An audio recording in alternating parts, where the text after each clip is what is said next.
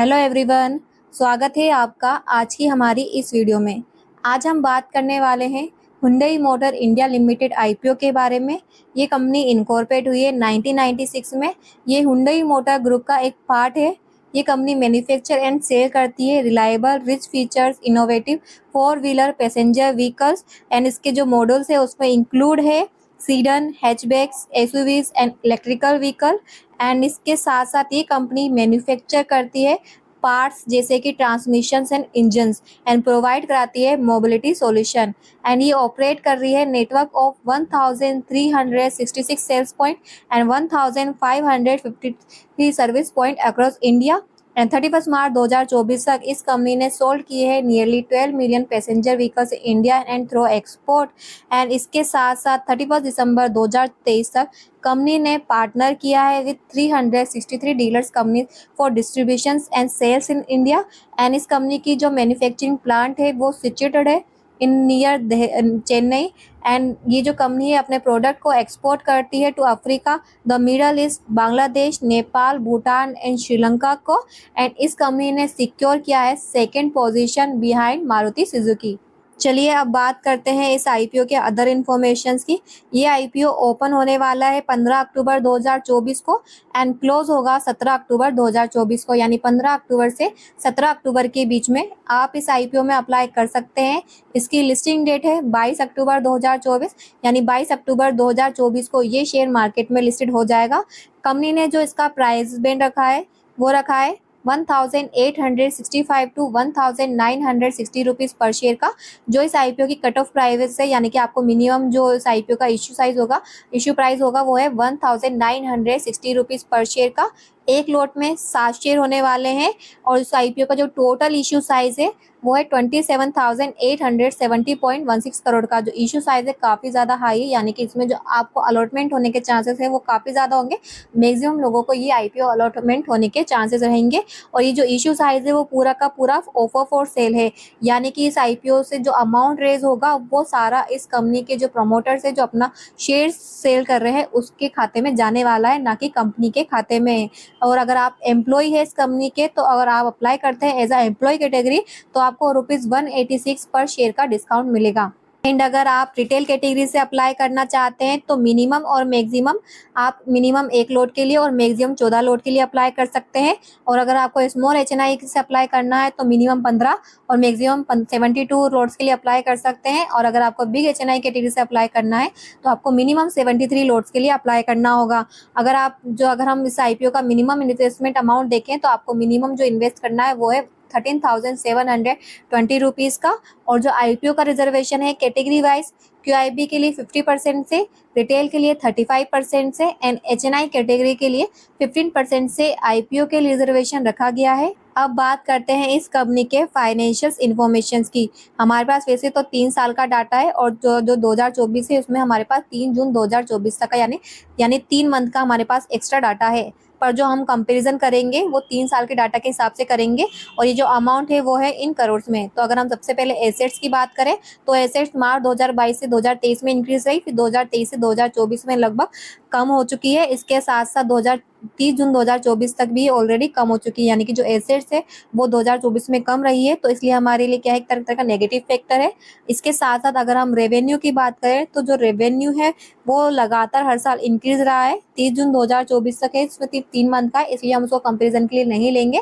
अगर हम 3 साल के लगातार देखें तो लगातार इंक्रीज रहने के लिए कारण ये हमारे लिए एक तरह का पॉजिटिव पॉइंट है।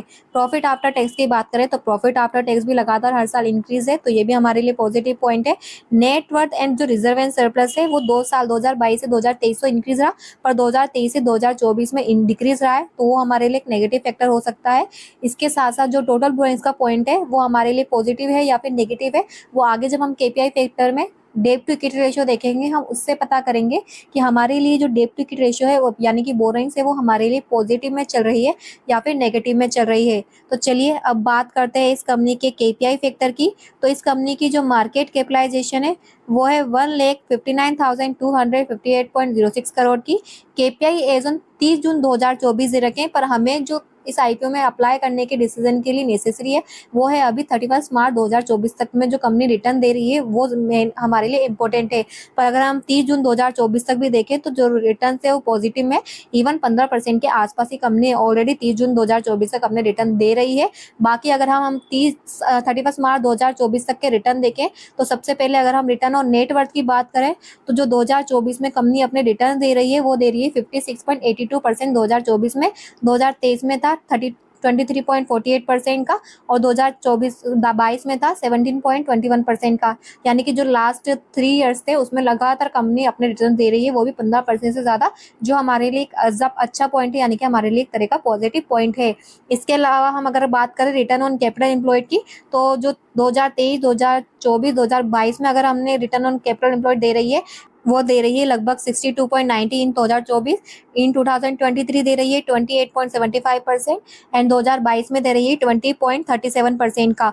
और 30 जून 2024 तक ऑलरेडी नियर 15% है और जब तक 2025 आएगा 31 मार्च 2025 हो सकता है कि ये जो 2024 का रिटर्न है उसको भी एक्सिड कर जाए। तो ओवरऑल जो कंपनी के रिटर्न है वो काफ़ी अच्छे हैं। Return on capital employ, return on net worth 15% से ज़्यादा है हर साल लगातार, जो हमारे लिए इस कंपनी में आईपीओ में अप्लाई करने के लिए एक पॉजिटिव पॉइंट हो सकता है। अब इसके अलावा अगर हम बात करें इस कंपनी के डेट टू इक्विटी रेशियो की तो 30 जून 2024 तक इस कंपनी का जो डेट टू इक्विटी रेशियो है वो है 0.06 और जो अगर लॉन्ग टर्म से देखें हम long term debt to equity ratio है वो है 0.05, यानी कि इस कंपनी के पास जो डेट है वो काफ़ी कम है, यानी कि कंपनी डेप्ट फ्री है, यानी कि लगभग 0.06, यानी कि कंपनी के पास काफ़ी ज़्यादा कम डेप्ट है कंपेरिजन टू इक्विटी, जो हमारे लिए इस आईपीओ में अप्लाई करने के डिसीजन के लिए पॉजिटिव पॉइंट हो सकता है। तो ये भी हमारे लिए क्या है, एक तरह का पॉजिटिव पॉइंट है।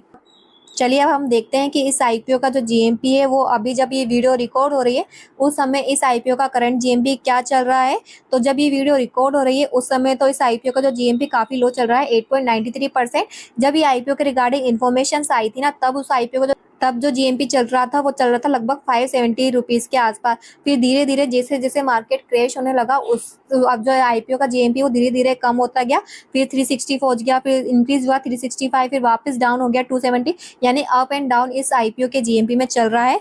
बाकी ओवरऑल हमने जो इस आईपीओ के रिगार्डिंग इन्फॉर्मेशन से वो कवर कर ली है कि आईपीओ के रिगार्डिंग हमने जो इसके रिटर्न्स वगैरह देखे काफ़ी अच्छे हैं, 15% से ज़्यादा, इवन 2024 में इन्होंने 50% के आसपास रिटर्न दिए, जो काफ़ी अच्छे हैं इस कंपनी में आईपीओ के रिगार्डिंग डिसीजन लेने के लिए। बाकी इसका जो डेट टू इक्विटी रेशियो है वो भी क्या है, 1 से कम है, यानी कि 1 से कम क्या काफ़ी ज़्यादा कम है इस कंपनी का डेट टू इक्विटी रेशियो, जो हमारे लिए काफ़ी अच्छी पॉइंट है। इसमें जो एक नेगेटिव फैक्टर ये है कि इस कंपनी का जो एसेट्स है वो जो 2024 एंड 2023 जो 2024 एंड जून 2024 तक है वो लगातार डिक्रीज रहा है। इसके साथ साथ नेट वर्थ एंड जो रिजर्व एंड सरप्लस है वो भी 2024 तक कम हो चुके हैं, जो हमारे लिए एक नेगेटिव पॉइंट है। बाकी इस आईपीओ का जीएमपी भी अभी काफ़ी लो चल रहा है, तो इस आईपीओ के रिगार्डिंग अभी हम डिसीजन नहीं कंक्लूड करेंगे। अभी इस आईपीओ के रिगार्डिंग जो जीएपी है वो काफ़ी फ्लक्चुएट होगा, अभी आईपीओ क्लोज नहीं हुआ है, 17 अक्टूबर तक ये आईपीओ क्लोज होने वाला है, तो अभी काफ़ी दिन है इस आईपीओ को क्लोज होने में, तो तब तक जो इसका जीएमपी है वो काफ़ी फ्लक्चुएट होगा। तो अभी हम क्या करेंगे, जैसे कि आईपीओ 17 तारीख को क्लोज होने वाला है तो उससे पहले हम और भी इस आईपीओ इस कंपनी के रिगार्डिंग काफ़ी अपडेटेड वीडियो लेकर आएंगे, तो उसमें हम हमारा जो डिसीजन है फाइनल कि हमें इस आईपीओ में अप्लाई करने के लिए कंसीडर करना चाहिए या फिर नहीं करना चाहिए वो हम लेंगे। तो अगर मैं इस आईपीओ के रिगार्डिंग कोई अपडेटेड वीडियो लेकर आती हूँ तो उसके लिए क्या कीजिए, हमारे चैनल को अभी सब्सक्राइब कर लें, ताकि जब मैं इस आईपीओ की अपडेटेड वीडियो लेकर आऊँ तो आप उस वीडियो से अपडेटेड रह सके। बाकी अभी तो इस आईपीओ में अप्लाई करने के लिए मैं कंसीडर नहीं कर रही हूँ, अभी हम जो अपडेटेड वीडियो लेकर आएंगे उसमें हमारा फाइनल डिसीजन लेंगे। ओवरऑल कंपनी के रिटर्न्स वगैरह काफ़ी अच्छे, डेट टू इक्विटी रेशियो काफ़ी अच्छा है, जो थोड़े बहुत नेगेटिव पॉइंट है उन सबको कंसीडर करते हुए इस आईपीओ के अपडेटेड जीएमपी जो हम आईपीओ क्लोज होगा उससे पहले अपडेटेड वीडियो लेकर आएंगे, उसके अकॉर्डिंग सब्सक्रिप्शन स्टेटस को देखेंगे और मार्केट कंडीशन को देखते हुए और जो भी नेगेटिव एंड पॉजिटिव पॉइंट है उन सबको कंसीडर करते हुए हमारा फाइनल डिसीजन ले लेंगे। तो आज की वीडियो तो मैं यहीं पे समाप्त करती हूँ। आई होप आपको ये वीडियो अच्छी लगी होगी, अगर अच्छी लगी है तो हमारे चैनल को लाइक, सब्सक्राइब एंड कमेंट करना मत भूलिएगा। And thank you so much for watching my video.